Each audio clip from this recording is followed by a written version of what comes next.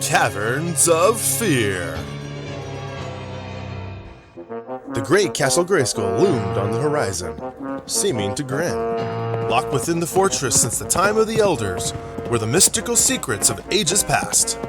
Legend foretold that whoever controlled Grayskull's halls would gain mastery over all the forces of the universe.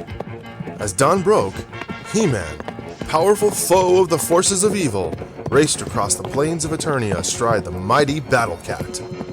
For the moment at least, the strife-torn planet seemed almost peaceful, so He-Man seized the time to give the fighting tiger a vigorous workout. "What's this?" cried He-Man. "Why are you stopping?" He-Man spied a well then, not far from the castle wall. "Battle Cat wants a drink, does he?" said He-Man. "Just like any spoiled kitten. Perhaps I'll trade you for a Wind Raider." Battle Cat growled a pitiful growl. "Oh, very well," laughed He-Man, and he drew up a bucket of water. "What is this I hear?" As Battle Cat drank, strange sounds emerged from the well. "Warriors in combat! We shall soon see." At the bottom of the well, He-Man found a rushing stream. Beyond the stream was a passage, low and dark. "Caverns!" exclaimed He-Man. "Once I heard it whispered that there were caverns under Castle Grayskull. Caves so deep that a man might be lost in them forever. The tale is true." He-Man started toward the tunnel. Suddenly, a monstrous shape rose from the water behind him. It was Merman, the dreaded Sea Lord. He tried to drag He-Man under the surface of the stream. "Back, you monster!" shouted He-Man, knowing even as he spoke the evil Skeletor could not be far away. But the foul sea demon clung fast. He-Man was too close to swing his power sword, but he managed to free one arm, which he brought down on Merman's head. Merman fell into the stream stunned. The current caught him and carried him away. He-Man raced into the black and beckoning passageway. Somewhere in the caverns ahead, there was a battle going on.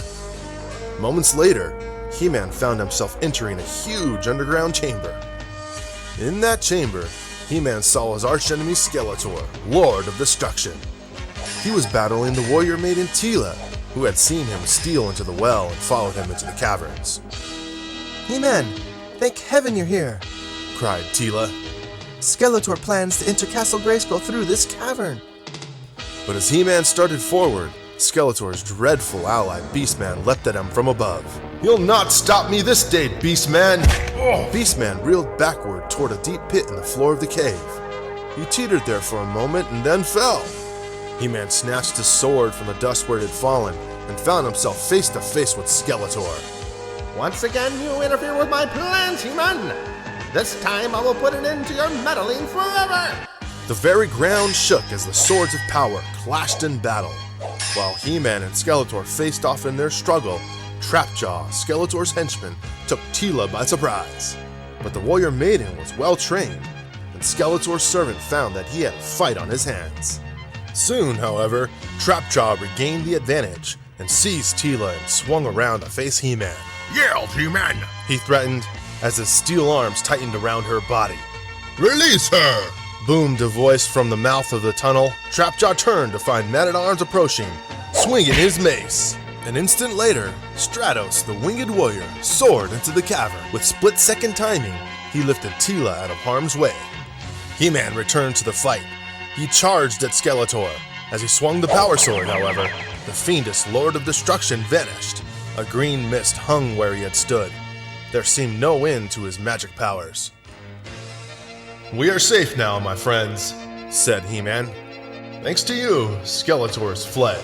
He has no stomach for even fights. Still, we must make sure no one ever tries to enter Castle Grayskull this way again." He-Man's sword flashed out. Again and again, he struck the stone formation in the cavern. There was a rumble from above. The earth trembled as the walls began to cave in. The Masters of the Universe fled down the dark passageway to the well. Behind them, the caverns echoed and boomed as they filled with rocks and dirt. The underground passageway to Castle Grayskull was gone now, sealed forever. Battle Cat was waiting at the top of the well. "You are a faithful animal," said He-Man. "Waiting patiently all this time? A clever animal, you mean," said Man-at-Arms. It was he who found us in the forest. We saw him alone, and we were afraid for you.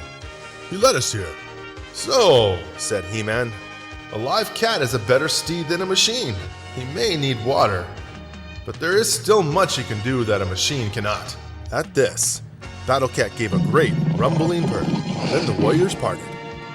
"We've not seen the last of Skeletor," said He-Man, knowing the Lord of Destruction would strike again. We'll be ready for him, replied Teela, as a strange quiet fell over the plains of Eternia.